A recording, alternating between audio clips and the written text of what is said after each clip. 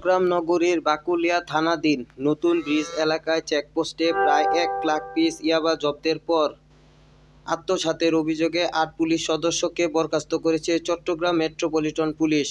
সোমবার ৫ জানুয়ারি Chittagong metropolitan police CMP commissioner Hasib Aziz বরখাস্তের নোটিশে এই আদেশ দিয়েছেন।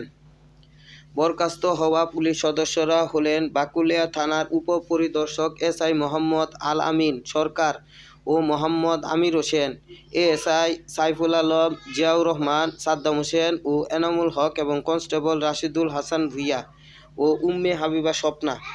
এ প্রসঙ্গে নগর পুলিশের অতিরিক্ত উপকমিশনার এডিসি মিডিয়া আমিনুল রশিদ বাংলা ট্রিবিউনকে বলেন, এ ঘটনায় সিএমপি কমিশনার স্যার বাকুলিয়া থানায় ৮ জন পুলিশ সদস্যকে সোমবার সাময়িক বরখাস্তের আদেশ দিয়েছেন।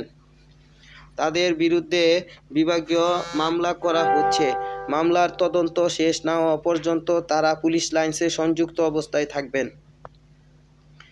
পুলিশের এই সংক্রান্ত গঠিত অভ্যন্তরীণ তদন্ত কমিটি রবিবার প্রতিবেদন জমা দেওয়ার পর সিএমপি কমিশনার হাসিব আজিজ ওই পুলিশ সদস্যদের বরখাস্ত করেন।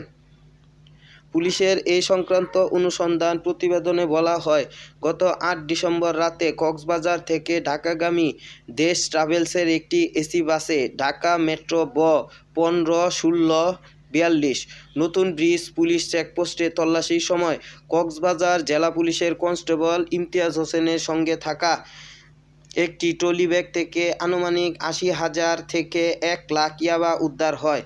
উদ্ধার ইয়াবা যথাযথ আইনানুগ প্রক্রিয়া অনুসরণ না করে সংশ্লিষ্ট পুলিশ কর্মকর্তারা আত্মসাৎ করেন এবং রাত আনুমানিক ৩টা ৩০ মিনিটে কনস্টেবল ইমতিয়াজ হোসেনকে ছেড়ে দেওয়া হয়। ইয়াবা উদ্ধারের পর constable Imtiaz Hossain safe exit চেয়ে পুলিশ সদস্যদের কাছে অনুনয় করেন। এরপর ট্রলি ব্যাগ থেকে বের করে নেওয়া হয় ইয়াবার পুরো চালান। সেগুলো পুলিশের হেফাজতে রেখে কেবল কাপড় চোপড় সহ ব্যাগটি ফেরত দেওয়া হয়।